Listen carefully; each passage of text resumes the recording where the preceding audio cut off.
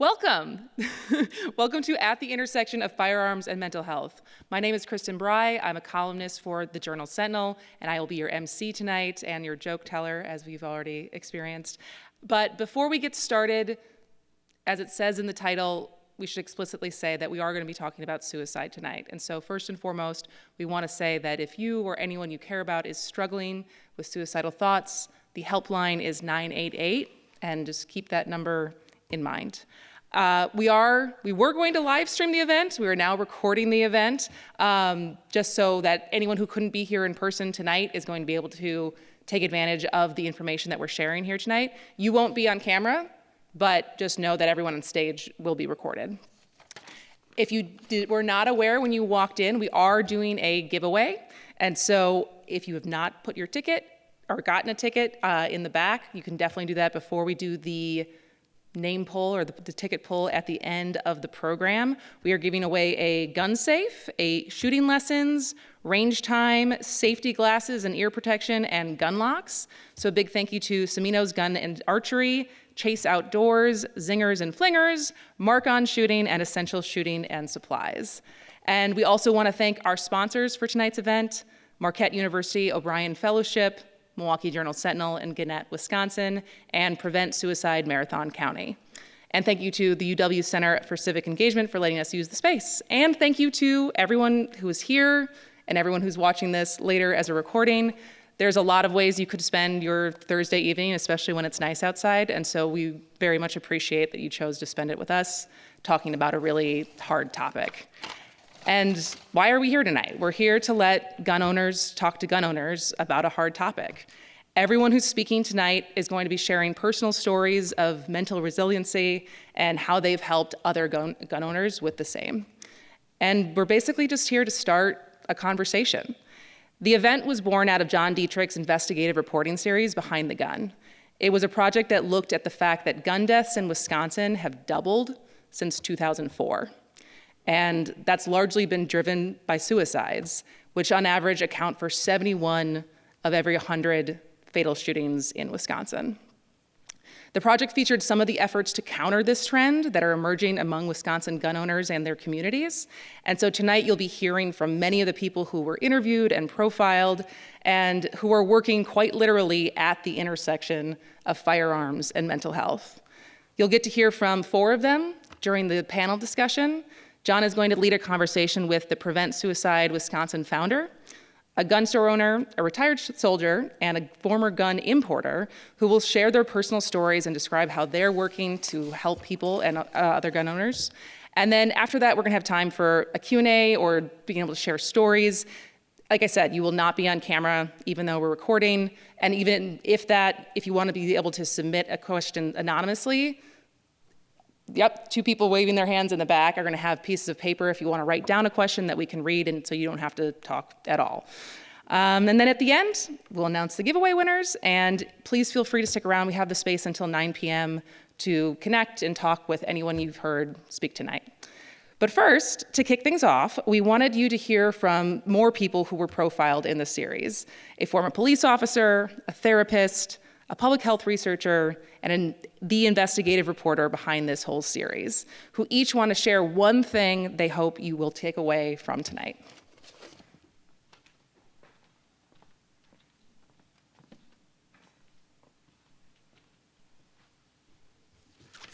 My name is Jean Papalia. I'm a retired Madison police officer after 26 years on the job. So when people in social gatherings ask me what I do in retirement, I tell them I'm working on suicide prevention. And then I find myself blurting things out like, did you know that the male suicide rate is highest for those over age 75? And then, of course, I add in contributing factors like physical and cognitive decline, loneliness, isolation, bereavement, and access to firearms. And then I can feel my husband gently elbowing me, which means stop. And then the conversation stalls because nobody knows what to say. But tonight, I believe I am in the most glorious social setting ever, and this conversation will not stall. The one thing I want to share with you tonight is that the conversation on suicide and the role of firearms needs to happen not just here, but in our communities, our families, our faith communities, in our schools, in our villages. And the painful and awkward topic of suicide is open for discussion.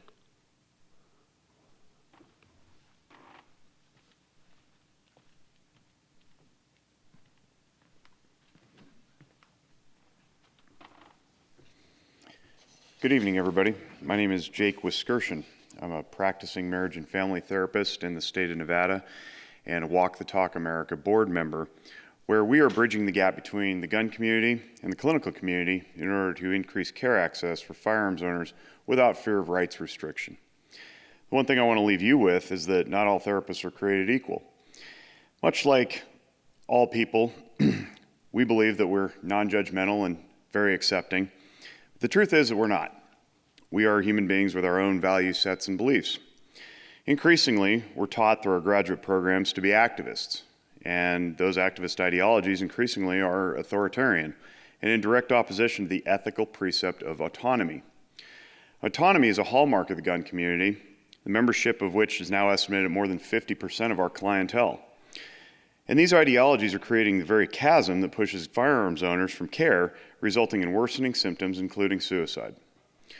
Fortunately, Walk the Talk America's free cultural training courses help healthcare workers become more savvy to this ever-growing population and demographic. People who take these classes report an improved ability to provide effective, compassionate treatment, free of judgment or preconceived opinions, to all firearms owners who enter care.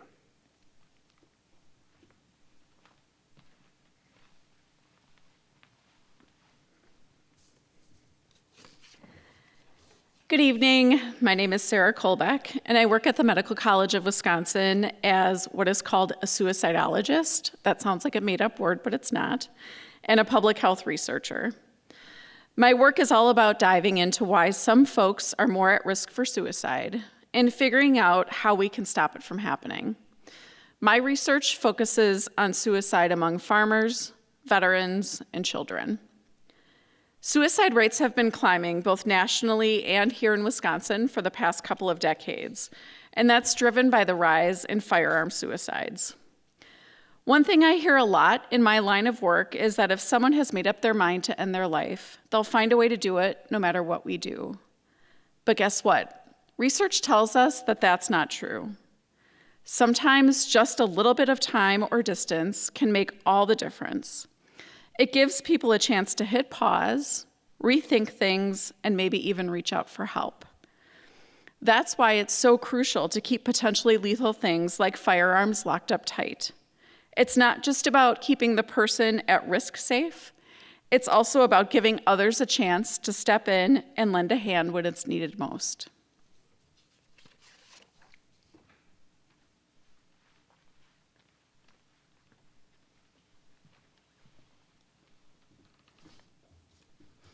Hi, my name is John Diedrich.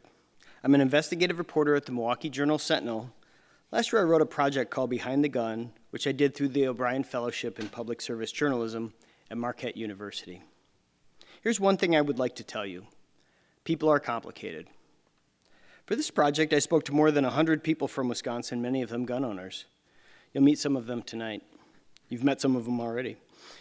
During those interviews, I came to appreciate the uniqueness of everyone's story, how those stories are complicated, much more complicated than what we see on social media. This project challenged some of my ideas and preconceived notions of what a gun owner or non-gun owner holds to be important. I'm deeply indebted to those people who trusted me with their stories. We will be honored to hear some of those stories tonight. As we begin, please allow me to add just one more thing. This event is something of a risk. We're stepping into waters where things can get heated or pretty raw pretty quickly. I hope we can remember that we are all people of goodwill here. Our mission is not to get everyone to think alike, but instead to share information with each other and hopefully give us something to think about as we all leave here tonight. Kristen?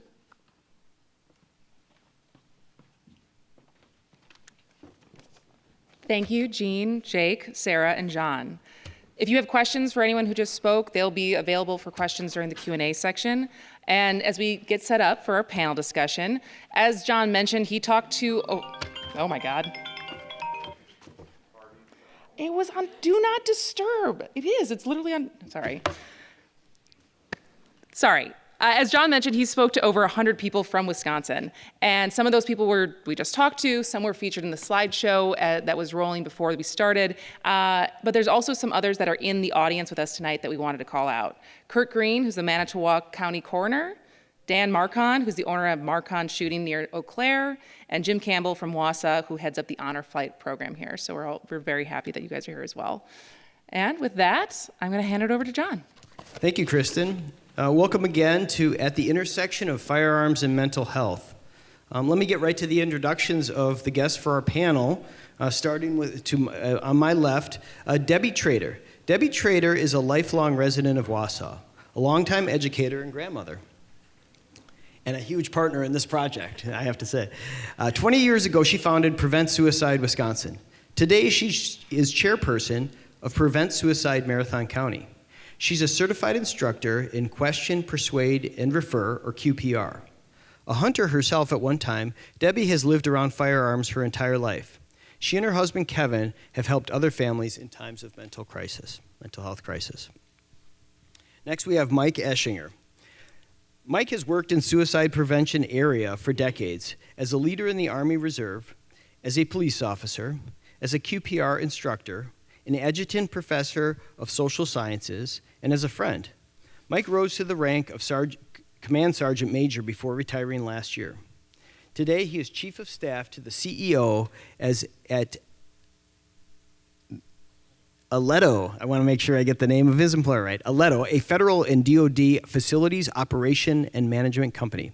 He's also an accomplished musician who took a 24-year break after an early music career and is putting out a new album with singles on YouTube, where he uses music to focus on mental health. He and his wife, April, live in Green Bay with their 4 children. Next, we have Mike Sedini. Mike is a veteran of the firearms industry.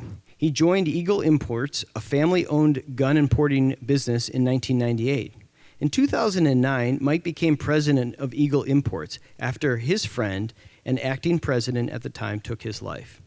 In 2019, Mike formed Walk the Talk America, a nonprofit organization that seeks to bridge the gap between mental health professionals and firearms owners. Mike lives in Las Vegas with his wife and their 2 daughters. Finally, we have Chuck Lovelace. Chuck is a gunsmith, firearms instructor, and owner of Essential Shooting Supplies in Park Falls. He and his wife, Jennifer, moved their store from Dane County 4 years ago. Chuck spearheaded the Gun Shop Project in Wisconsin and created the Safe Storage Initiative, a grassroots effort to provide a judgment-free, safe, neutral location to store firearms in times of crisis. A disabled veteran of the U.S. Army, Chuck served a tour in Afghanistan in 2009 and 10. Chuck and his wife, Jennifer, have 2 adult sons and 2 spoiled shop dogs. So I am just thrilled to be up here with these friends that I got to know through this project, and again, thanks to Jean, Sarah, and Jake to get us started, and other friends who are in the audience tonight. I'm going to start the questions with Debbie. Debbie, you've shared some stories over our conversations over the months, but I'm wondering if you could share with the audience tonight about you and your husband Kevin have stepped in to help families at times of mental health crises where firearms were present. Could you tell us about some of that, one of those incidents and what happened? Well, the one story that comes to mind the most is we had a very dear friend and someone we care a lot about going through a very rough time. He had lost his job. He was injured in the job. And just many different things going on, and everything just started piling up, and we became very concerned about him. His wife told us that he was thinking about suicide at one point, and then he got in some legal trouble on top of it. And so as things were progressing, my husband and I sat him down and said, we're going to do this. we're just gonna take your guns and keep them at our house for a while. They're yours. We're never gonna do anything to them. We're never gonna take them away from you permanently. But we would feel much better if you would just let us hold on to these for a while. And his wife helped convince him to do that, and we kept his guns for about 6 months. And then when deer season came along, and he and my husband hunted together already, so he got one of his deer rifles back, and then he was seeking help, and the more my husband spent time with him, the more we all spent time together, we could see he was getting better, and he was feeling better. And little by little, he got his guns back, has a storage locker for them, keeps them locked up, and keeps them safe for not just for himself, but his children and now grandchildren, to keep them out of sight and out of temptation for anyone to accidentally or intentionally use them. Well, thank you.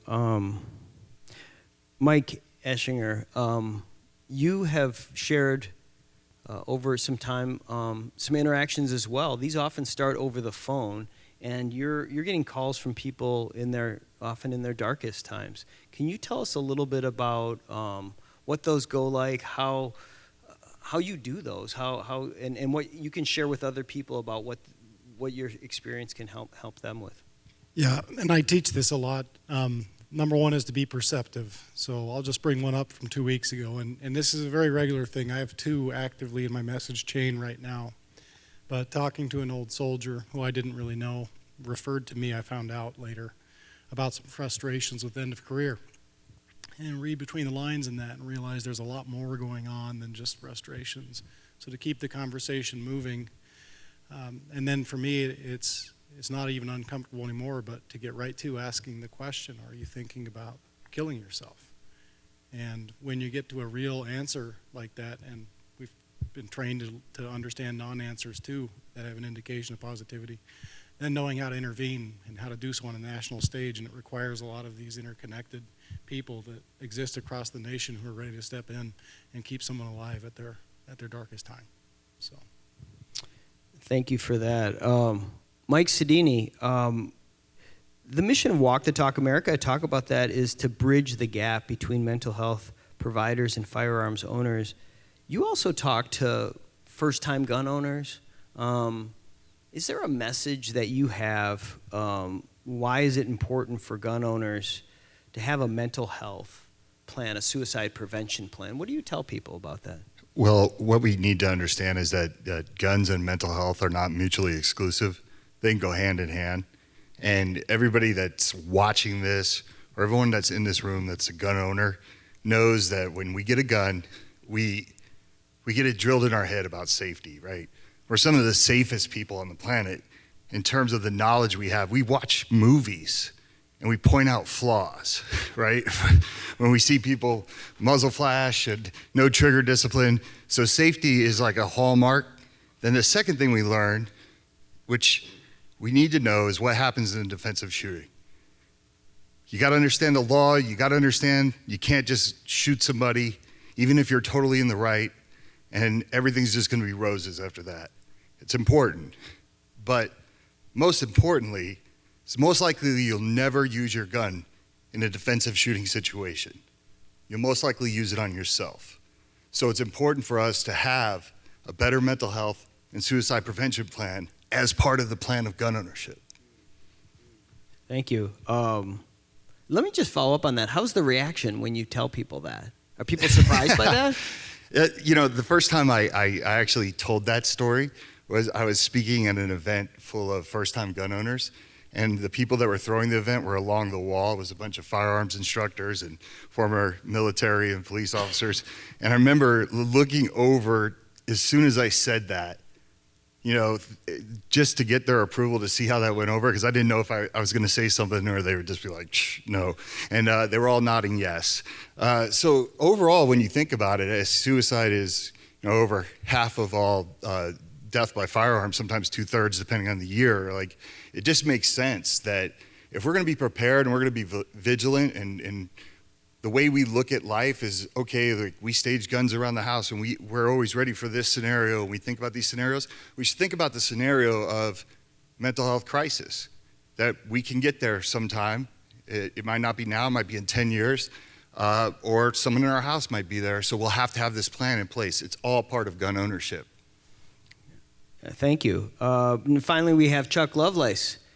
Chuck is the gun shop owner on the stage, the only one, and also an important gun shop owner in Wisconsin. As we said at the beginning, the gun shop project and the Safe Storage Initiative really starts in Chuck's store, first in Dane County, and now in Park Falls. This is like 6-7 years ago. Chuck, can you tell us, I mean, you're a small shop, but you've learned a lot, and there's some folks in the audience who are in this as well. You were the first in the state. Can you tell us what you've learned over the years of running the project, how it's changed for your shop, and what, you know, I guess start with your experience through the project, what you've learned, if you can go back to 6 years, and what you know now about the project, why it's important. So when I was approached by Jean, who spoke first today, I was approached and she said, I want to do this program where we educate firearms retailers and their employees on the signs of someone who might be in a potential crisis. And coming from the Army and receiving the mandatory yearly suicide prevention training, and I was blessed to work with some very nice medical units in the military, to include a combat stress control detachment. And so I got to see the suicide prevention programs at work in the military actively. And it hit home with me. I'm like, yes, absolutely. And Jean and I we clicked and became buddies in this, and we started to approach other shops. We didn't have the Safe Storage Initiative right away. We were going off of New Hampshire's gun shop project. And that data is fairly simple to read and understand and see what's available out there. And we were able to take that around to multiple shops in the county. And it's hard to have that conversation when you're a small business owner and tell someone, we want to educate you to see, you know, if somebody's showing signs that they may be in a suicidal crisis, how you can help them by diverting them possibly from the purchase of that firearm and maybe offering them input as to where they could get the help they need. For a small business owner, basically what we're saying is you may have to deny a sale. And that's difficult when you're a small shop, and that may be your only sale of the day. So taking that into, you know, perspective, it really, some shops were very open to it immediately. Some shops were very closed-minded about it. But I think once we started getting the whole process out there and people understood that it wasn't a gun control program, that was the big kicker. Is it took me a while to figure out that term, that it's not about gun control, it's about limiting access to the means of suicide. And people just seem to accept it much, much more. I mean, the VA took off with the program, and they're offering it in 44 stores statewide now. That's huge. That's 44 different places people could take a firearm if they feel they're in a time of crisis. No judgment, no issues. So. And I think there's some stores that here in Marathon County that are thinking about that, and across the state, so it continues to grow. Thank you for that. Debbie, can I come back to you and talk a little bit about, you have friends who don't own guns, and you have friends who do. Oh, yeah. Talk about the conversation, and when you're having these conversations, is the messenger important? In terms of if a non-gun owner is talking to a gun owner, is that different than a gun owner talking to a gun owner about some of these issues? Or how do you think about that? You know, I kind of liken it to you guys in the military. You want to listen to and talk to someone else that's been in the military. Military talks to military, and you get farther with it. And the same type of thing here. Gun owner talking to gun owner is easier than a non-gun owner talking to a gun owner. In today's atmosphere too, because we are still fighting, I guess, a little bit, I guess you can call it a stigma, that as we're talking about keeping guns safe, you want gun control. No, we don't. I own guns. My family has hunted my whole life. I mean, I don't hunt anymore because now I get the house to myself while the rest of the family goes. Yes. But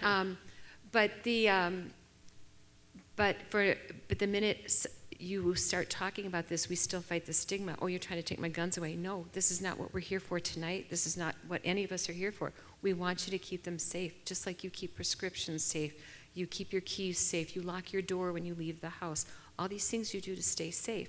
We're just saying, do the same thing with your guns to protect yourself and protect others. And so, yeah, having that conversation, gun owner to gun owner, non-gun owner to non-gun owner, it's usually a little bit easier because you're kind of on the same page, and that helps. Yeah, thank you for that. Mike Eschinger, I was going to ask you, Debbie queued it up there about talking to veterans. What's the conversation like when you hear from a lot of veterans in these interventions, sometimes though not? What's the difference between when you're talking to a veteran, and is that important to have a veteran? Yeah, I want to start this conversation by saying a lot of the family that will approach me are scared to talk to their veteran. So before I get into the importance of veteran-to-veteran communication, don't be afraid to talk to a veteran. They need you. Like, they need you no matter who you are, whether you've served or not. If you notice something, intervene, build a relationship, have a conversation. That's a really important thing. And sometimes it doesn't happen enough because it's like, gosh, I don't really know what to say. With that said, getting a veteran to a veteran sometimes in crisis is really important. My whole time in law enforcement, I would leverage that on numerous interventions. Just the fact that I had served for so long, I would drop my name and go with my rank. And I'd talk to them service to service, brother, sister, those terms that we use.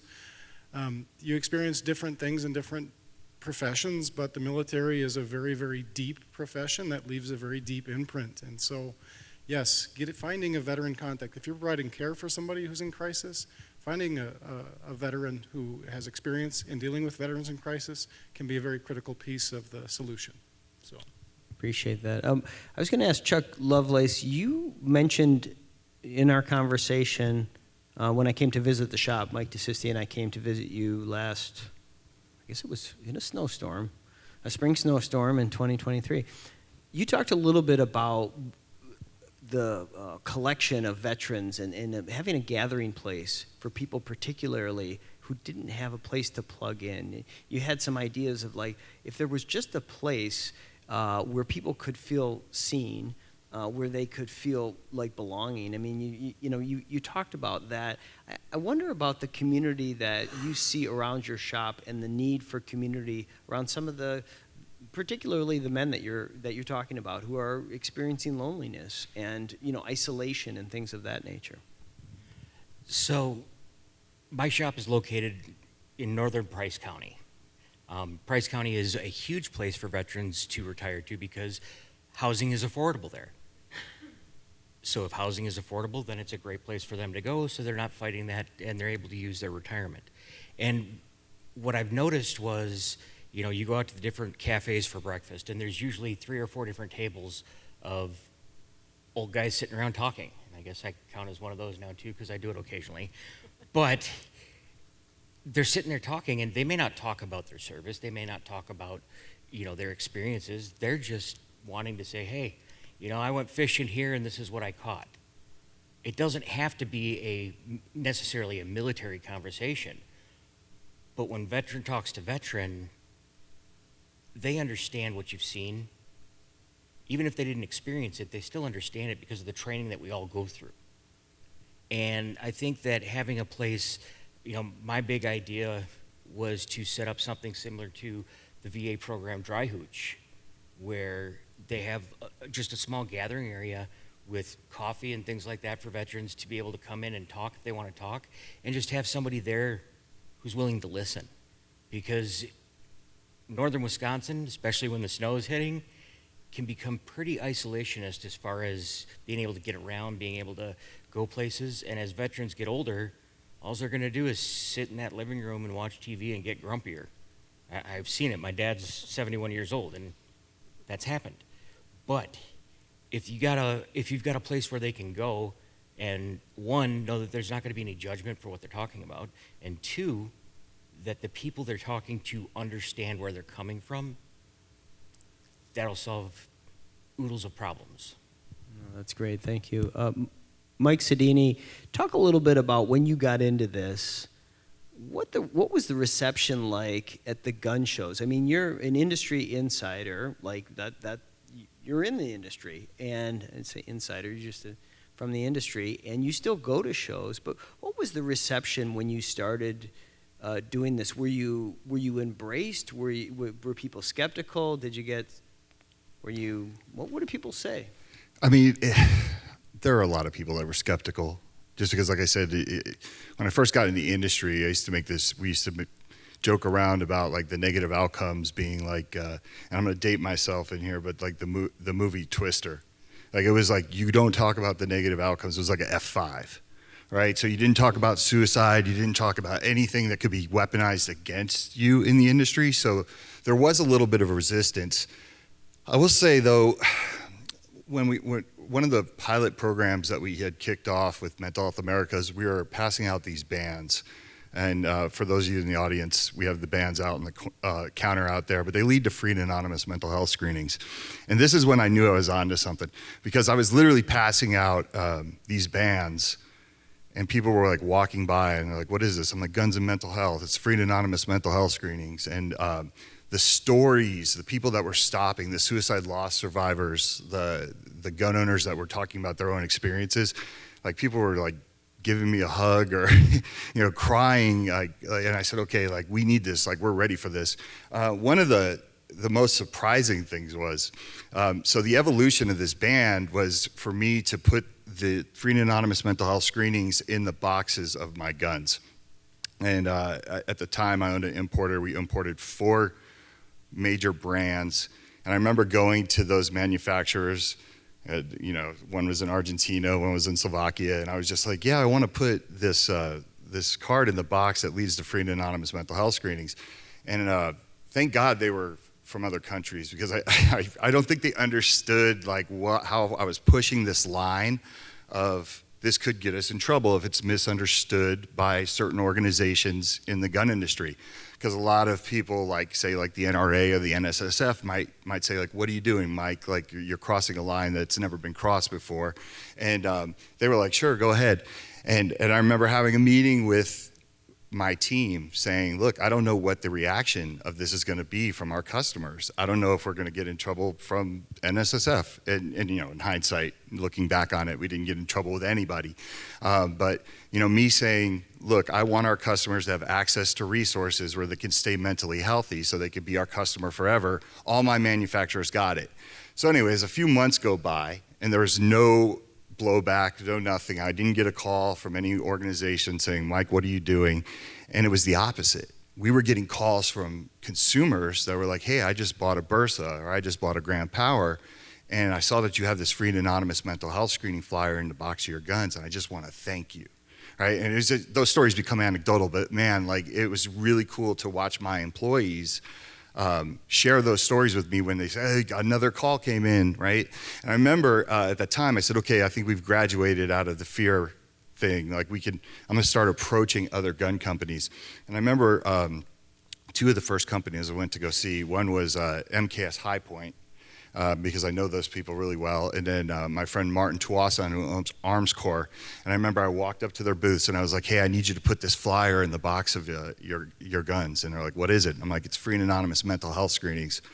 Don't you want your customer to be healthy? And they both were like, oh yeah, we could do that. That's a great idea. I can't believe no one ever thought about it. And I was literally like, it was that easy?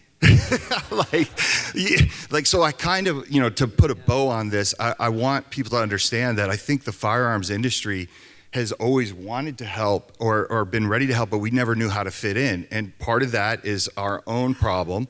But the other part of it is, when you're constantly playing the villain in the movie from the outside world, it's real easy to say, like, I am not going to, this is a you problem, you fix it, right? A lot of the people in the firearms industry just didn't know how to fit in. And Walk the Talk America and like the work of like Chuck's doing is showing other people, this is how we do it. This is how we fit in, so. Yeah, no, that's great. I appreciate that. I wanted to also, there's some folks in the audience that I wanted to actually ask some questions of, because there is, I think, a real There's a wealth of information in the room tonight, and so Kristen is coming to get the microphone. But one thing I was going to ask, I'll switch to you again, Debbie. Just talking a little bit about, I think for people who don't, especially who are not in this part of the state or understand our hunting culture and how important it is, can you talk a little bit about, because I think for people who don't own firearms, there's different reasons that people have firearms, but the importance of the hunt in Wisconsin, as somebody who's lived here your whole life, can you talk about that? I grew up my whole life, my family's always hunted. My father, my brothers, my children, and my husband, of course, my grandfather, both my grandfathers, everybody hunting and being from farm country and growing up farming, we hunted, and it wasn't for the sport, it was for the meat. And especially in rural northern Wisconsin, there's a lot of heritage, there's a lot of tradition. Family tradition is huge when it comes to hunting. Jim Campbell will be speaking a little bit. I'll give a little bit of a preamble on that. He did the education of all three of my sons for hunter safety. And even now, when they're all 30 and above, if he sees them, he warns them if he ever finds out that they mishandle the firearm, they're going to be answering to him.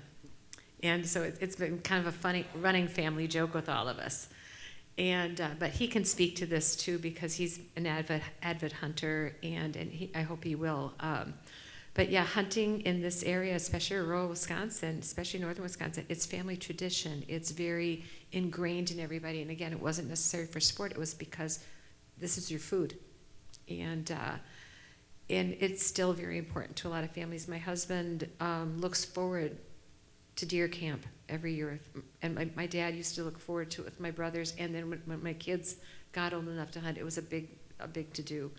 And I think you see that in a lot of families, and that's great. And if my sister-in-law wasn't a hunter, came from here from Kansas, wasn't a hunter, and but she caught on and she understood it. She's not interested in hunting herself, and that's fine. Like I said, I don't really anymore either, but you understand the tradition behind it, and that helps as well.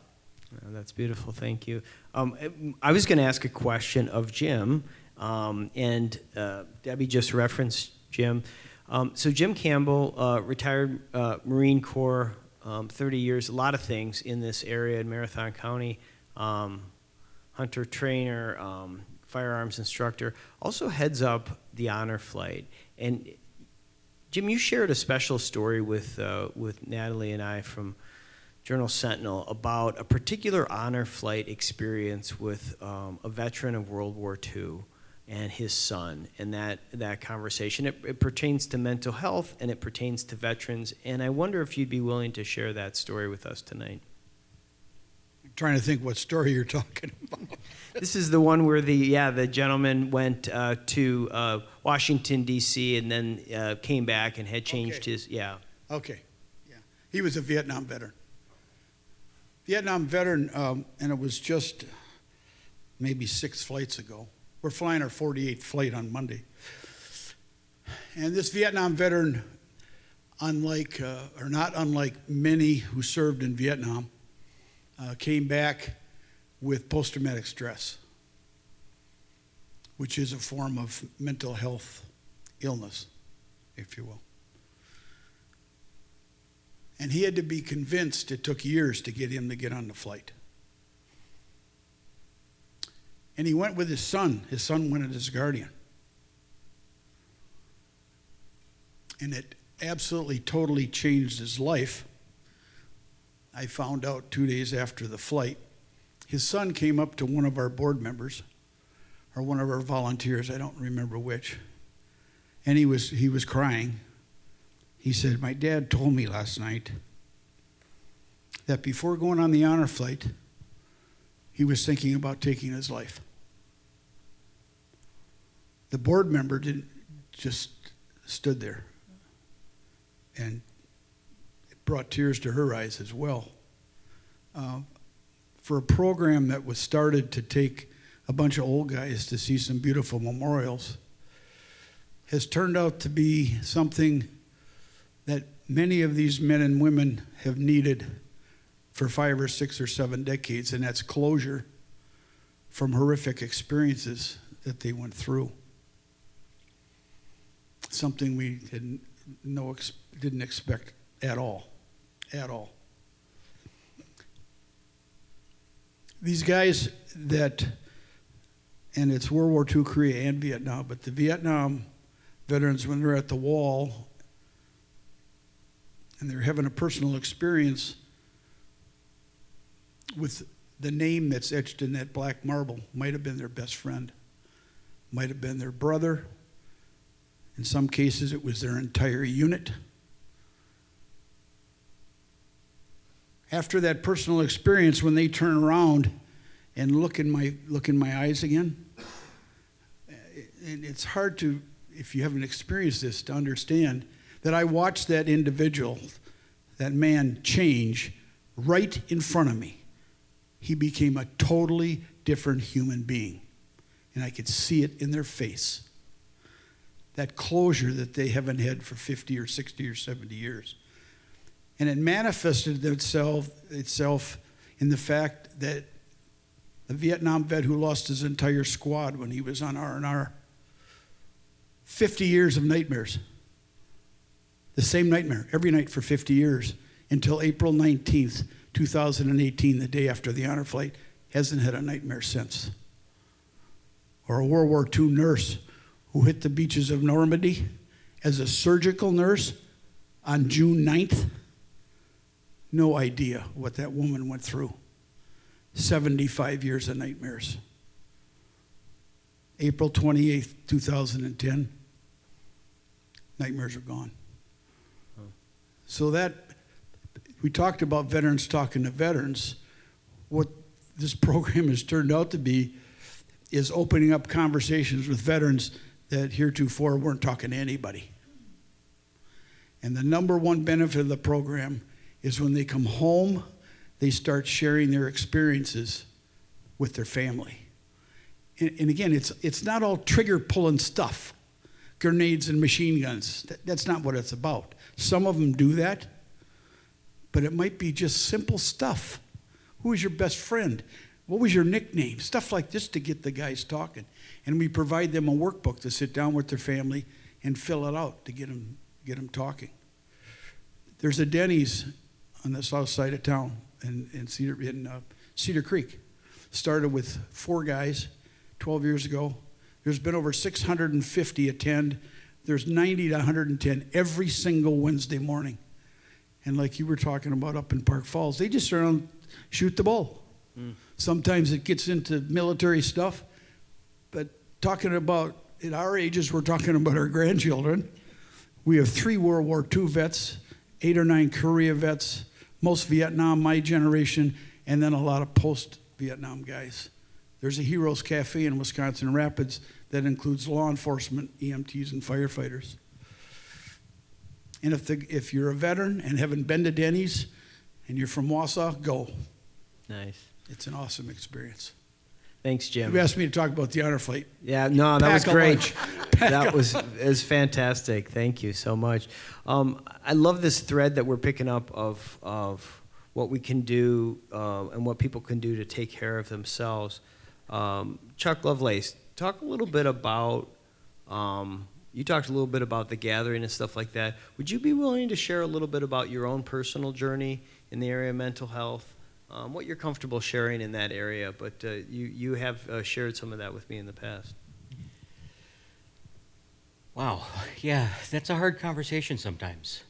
And there's, I ended up going to Afghanistan with a medical task force as a non-medical person.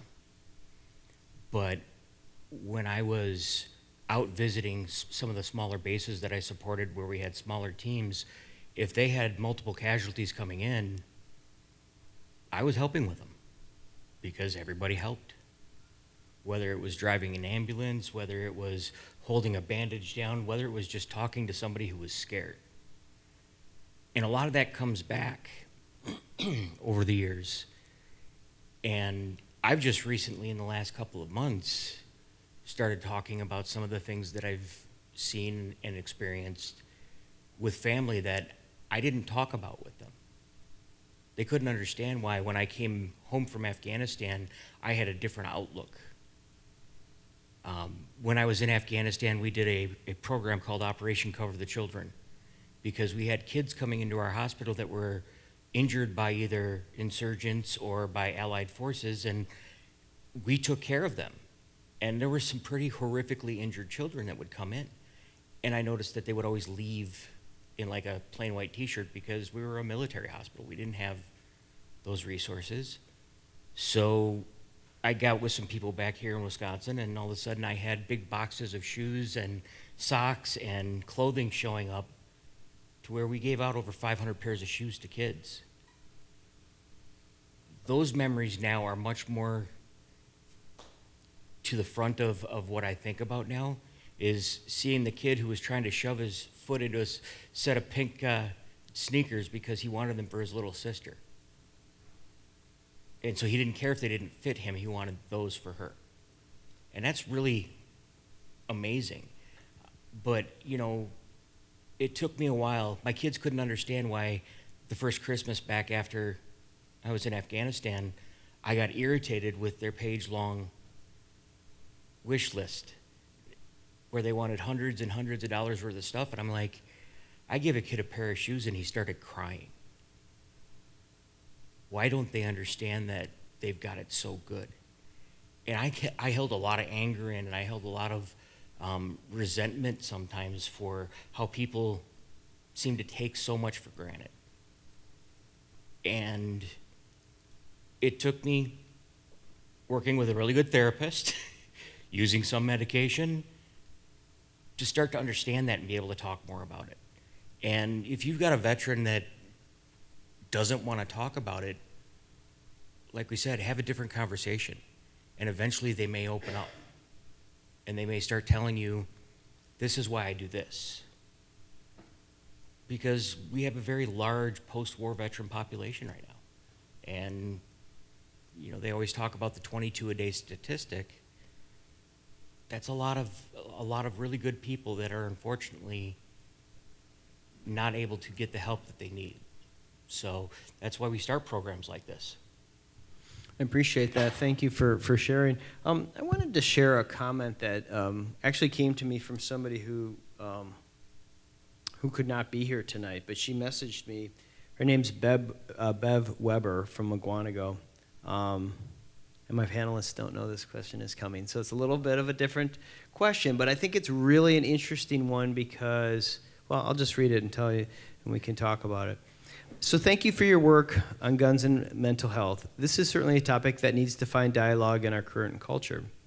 I hope the May 16th event opens the discussion. I'm speaking as a daughter and sister of gun owners whose safety and family safety have been affected by mental illness, dementia, Alzheimer's disease, and terminal cancer. My dad and brothers were hunters and had various guns for hunting and trap and target shooting. They were very careful with the care and storage of their weapons and ammunition. I think most responsible hunters and gun owners are, as well as law enforcement and military. Fathers teach their sons. Most feel strongly about their rights as gun owners. But when there is illness, whether it is physical or mental, guns become a liability to everybody. Those with illness aren't responsible gun owners anymore. We can't just hope nothing bad happens. Action must be taken. Helping family, friends, and coworkers understand how to take steps to keep guns and those we care about safe will benefit everyone. I was fortunate with the help of my brother. We found Dad's loaded handgun in his bedroom before anything bad happened in his delirium from end-stage cancer. My other brother had mental illness and has mental illness and Alzheimer's. After tough discussions with my brother and his son, we were able to store my brother's guns and ammunition at a safe location. In his paranoia and hallucinations, as the Alzheimer's has progressed, he still searches for bullets. We're thankful that they are gone. Learning how to talk about those challenges and empowering people to act can only help protect everyone. I believe utilizing the camaraderie and trust mentioned in your article is key to helping address the problem. Thank you for listening. So I wonder if somebody on our panel would like to weigh in on that. Mike Eschinger. I want to start with, for responsible gun owners to recognize what their own limits might be It is a responsibility thing. I'm so glad that those bracelets are going out with weapons. I tell people to try to own this thing myself. I'm pretty stable and I've been through plenty of stuff, so I like to feel like I'm bulletproof. But I love my wife like more than anything in the world. And if my wife was to be taken from me in some unexpected fashion, I'm going to tell you right now, anybody in this audience, come over to my house, help me get safe for a while, okay? Till I feel better. But I feel very passionately on that. And if we can have that conversation about what that means, then when that time comes, it's not like, oh gosh, you're belittling me by taking away my gun. No. We know you're in a rough spot, Mike, right now, and we're going to honor your decision and your choices to keep you safe. Thanks for that. You know, what you're alluding to is a practice that I think gun owners are very aware of, among gun owners, of the practice of holding guns. This has been alluded to. People who are not gun owners don't know that, actually. Don't know that that happens. That there was a study by some researchers out of Harvard who were not aware of this, not gun owners, but that as many as 30% of gun owners, and it's probably more than that, have held guns for fellow gun owners. I'm thinking, Mike Sedini, we've talked a little bit, we didn't talk before about this, but we've talked a little bit about advanced planning when, you know, people start aging and so forth. Is that something that, you know, as you talk in the mental health realm, there is acute mental health that's coming right now and things like separation. Have you thought, or has there been work that you've done at all in the area of people who are good but then might start experiencing mental changes toward a later part of life? Well, I think that's all part of what we're talking about with the plan, and that plan being something that is just ingrained in the sale of a firearm, and it doesn't necessarily have to come from Chuck, right? I think it has to come from the manufacturers too. Like, we have a captive audience for everybody that buys a gun from a manufacturer. They're going to listen to us. I love Jake and the mental health clinicians to death, but we got to like take this and run with it, right? Because if Ruger tells you it's okay, Ruger is obviously somebody that supports Walk the Talk America, and they're telling their customers, like, these are the things you need to look for, and we have the resources for you if you need them. I think that's where it starts. And that's when people start to go, okay, Ruger told me to do it, then I should probably have that plan in place and look towards, and I think that, look, I'm super ultra competitive. Like, I've been that way my entire life, and I look at situations and I'm like, I want to do it better than they do. And for all of the gun people in this room, like, we take a lot of unnecessary heat, right? And if you ever want to just defuse people, and I go into buildings and talk to people that are afraid for me to talk to because they're like, this is a very anti-gun crowd. And I'll tell you this, if we lead the charge and we are the ones that are doing it, you'd be so surprised at how many people will want to come in and learn about gun culture and say, oh, I never thought about the unintentional consequences of your red flag law. You know, I just thought you guys wanted to arm everybody. Well, we're trying to explain. And that's why we need to be in charge of this. We need to lead it. It's got to come from us. And we get the support from the healthcare providers, the mental health side. They come up with the ideas that we could never come up with, but that we got to take it and use our space and what we know and the trust that we built in our community and implement those strategies. That's great. I have a question for another member of our audience tonight. Dan Marcon is with us, and Dan drove over from Eau Claire with his wife. Dan shared a very intimate story with me, and that's about a year ago. And it's a hopeful story because before Dan's experience, he was thinking about mental health, and then it just got a lot more serious. And I think the key that I take away from that is the fellowship that came out of that. And Dan, and if you want to pass the mic to your wife as well, talk a little bit about that fellowship that came from your experience. So I started a gun shop in 2015. Thought it was a great idea. If anybody wants to buy one, it's for sale. No, just joking. It's started that in 2015. Vet, long history of law enforcement stuff, and then in 2020, the great crap show hit, and in June of 2020, we were rocking it, money hand over fist, and I found out that my wife at the time of 20 years was cheating on me. Together 22 years, again, vet, bodyguard on call years ago on a HIT team, State Department of Corrections, SWAT team. I'm as alpha as you could have got at that time. I mean, I pissed nails practically, you know, and now I'm in the gun world, and then 2 weeks later found out not only was the cheating going on, embezzlement was right behind it, in my personal business.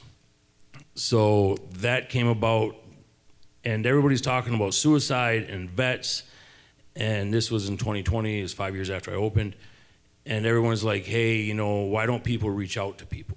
Why don't vets reach out to other vets? Because we don't. Because you don't know when it's gonna happen. Because you're not sitting there one day going, gee, I think tonight at 4 I'm gonna smoke myself. I think when I wake up tomorrow I'm gonna eat my Glock. That's not how it goes. I was in my shop on November 2017. Guy came in, we were sitting there kicking it, little sidetrack.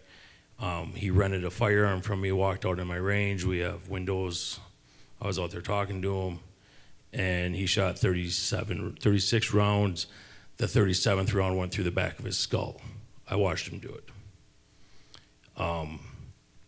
The next day I got a call from his daughter chewing my ass out, and it was my fault. 3 months later, his dad came in, and I almost shot him because I didn't know if he was going to shoot me or not. So that was that system. So people don't just come up to you and be like, hey, I'm going to kill myself tomorrow. That leads to July of 20, and I go in early to work, still living with my wife, and my dog licks me on the, if you read the article, my dog licks me on the leg, and I'm sitting there with my Glock 19 sitting there on my desk, and I'm in a pool of sweat, and I'm a pile of shit. And it's 7:35 in the morning. And I'm not sure where I was at, what time it was. I wasn't drinking. Pretty sure I blacked out somewhere in there and wasn't sure what was gonna happen. I didn't have time to call no one. Not sure why I didn't do it or what happened, but I'm pretty sure if it wasn't for Tucker, one of my 4 dogs at the time that I brought to the shop, that I probably would have made my wall red that day. Because everything I'd worked for, everything that was in my person at that time had crashed down around me. No matter I had $1 million business, no matter I was popular on social media, no matter I was, you know, everything the guys wanted to be, or I had guns coming out of my butt. It was tough. So then after that, I knew I had to get my shit together, and the only people I really had to reach out to, it was about a month or so later, this blonde that was kind of hanging around and worked for me part-time. She was a mean master sergeant from the Marine Corps that was retired. She came back into the shop and had quit her job prior, and said she'd work for us again as instructor, and started talking with her and another Marine who was working for me part-time, and us 3 just kind of kicked it. And I had them sitting there one day after work, and I was like, can I talk to you guys? And they're like, yeah, what's up? And I'm like, I'm getting a divorce. And they're like, what? And I'm like, yeah, and I kind of ran through it, and then on it was, like say it was on like Donkey Kong. I mean, we talked every night after work. I didn't tell him anything. I told Tara about it first, and she explained some of her stories of how she went through some marriage stuff and how stuff had came up in her life throughout her 20 years in the Marine Corps like that. And between her and Trevor got me through 6 months of not real great ideas on what I wanted to do to my soon-to-be ex-wife, which in the world I lived in, I thought could have happened. If you just think about what I used to do, could have very well happened to my ex-wife, which, by the way, she is still alive. I just want to put that out there on paper. That's always a thing people ask me. And a few years later, Tara and I, the retired Marine sitting next to me, got married. And we click like fish in water, basically. She tells me I'm happy, I'm definitely happy. So, but no, she's a great thing with me. She can look at me and know what's wrong with me. It's weird having somebody that knows you that well. Talking with the other retired Army guy, Army, right? Not Coast Guard? Okay, just checking. But I mean, you're just with the guys. Even Trevor, Trevor and her and I will sit together and just have a beer and we just sit there and shake our heads. And we're like, yep. And that's basically, we just know. I mean, and the thing that everyone talks about is, the call out. That's what pisses me off so much is, and listen to Trevor be like, oh, lost another one today. Or Tara's like, yep, lost another one this week. I mean, she's lost 15, 20 since she's gotten out. People she's known in her 20 years. Trevor's probably right up in that area too. He did 3 or 4 tours in his 10 years. And it's, you don't plan it usually. People just are driving and they drive off to a dead end road and, grab their sidearm that they're carrying or that's in their glove box and boom, it's over that quick. I've sold guns to 4 people that I know have used them on themselves down the road because their families come down and call me up and ask if I want to buy them back or what to do with them afterwards and stuff. So, but yeah, it's a tough job to be in. I mean, with Chuck, I don't know if that's happened to you or not. I mean, we've stopped a bunch of them. People come in, I don't care what I buy, I just want a shotgun, just a couple shells. I just got some rabbits I need to kill. Yeah, not today. That's not happening. I've taken guns from people that, have come to the shop to do it at our shop. And I'm like, yeah, you're not getting this gun back. We're keeping it. Because they want an audience or something, or they just want someone to talk to. I've hired vets just because I know they needed someone to talk to. And I'm like, you just got to come back tomorrow. Just come back tomorrow and hang out with us. And she hates that, but because then I won't fire them. So she has to fire them down the road. Because they're just, but it is what it is. It's the 22 a day thing is tough. And the VEA is not helping lately. The whole PACT Act, when that came through, for those of us that know what that is, everybody was super happy and it was going to help everybody out and stuff. And now it's just like anything else. Chuck's shaking his head. Yep, it's just a crock of shit. Everybody thought they were going to get the help they needed and stuff, and now it's like, yeah, same thing as my dad went through with Agent Orange. He's 76 and still going through the same stuff with Agent Orange. He's actually still alive. So, same thing with the PACT Act and the Afghanistan, Iraq, Persian Gulf, same thing. So, Dan, I appreciate it. We're going to bring this in for a landing, and I'm going to ask you up here to what we had the first folks say. If there's one thing you want to kind of leave people with tonight, we've covered a lot of ground.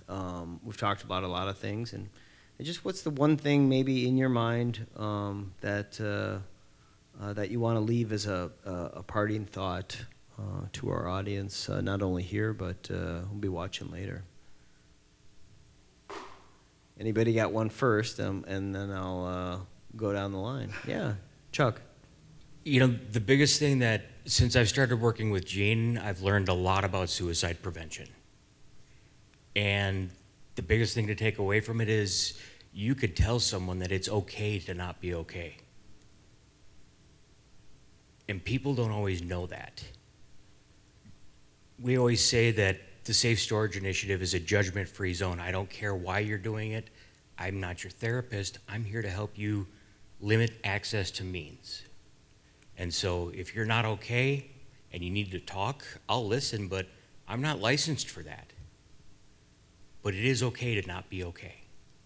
And if people become more accepting of mental health issues and understand that you can't always control it, I think we'll be leaps and bounds ahead of where we are now. Thanks. Exedini. I just want to reiterate how important it is we work together. For so many years, I just watched like the gun industry stand on the other side of the room, on the mental health side, on one, over there, and it's like we're never, while we're battling this whole thing out, like people are dying, and people are living unhealthy, and people have access to firearms, and there's a lot of miscommunication, but you don't have to compromise on your values to work together with another group that has some other ideas, because you might not have the idea or they might not have the idea, but together it might spark the brain that comes up with the idea. And if in 2018, if you'd have told me that there would be a cultural shift in the firearms industry to now be some of the leaders in the space, I would have said no way, but it exists and it's happened. So we just got to keep working together. We got to stop dividing the country when it comes to this stuff. Yes, we have our belief system on what works, and the other side, the opposition, has theirs. But like I said, there are things in there that are not compromises, but there are solutions to get resources to gun owners to keep them healthy without rights restriction. And we just need to tap into that. So, Mike Eschinger. You nailed it, man. I mean, you nailed it. The biggest thing I can say is you got to learn to listen really well to somebody. And when I mean listen, not listen to what they say, but listen to their scenario, listen to their circumstances.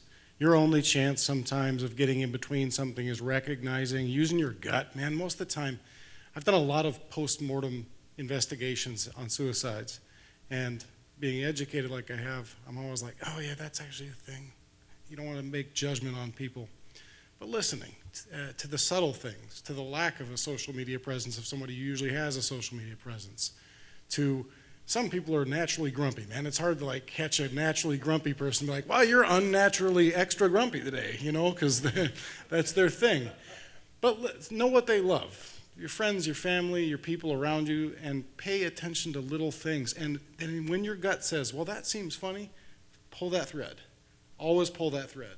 That's your chance, is to pull the thread, that tiny little thread. Listen, that's my one takeaway. Thank you. Debbie.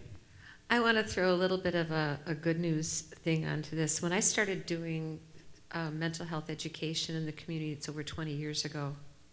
Wow.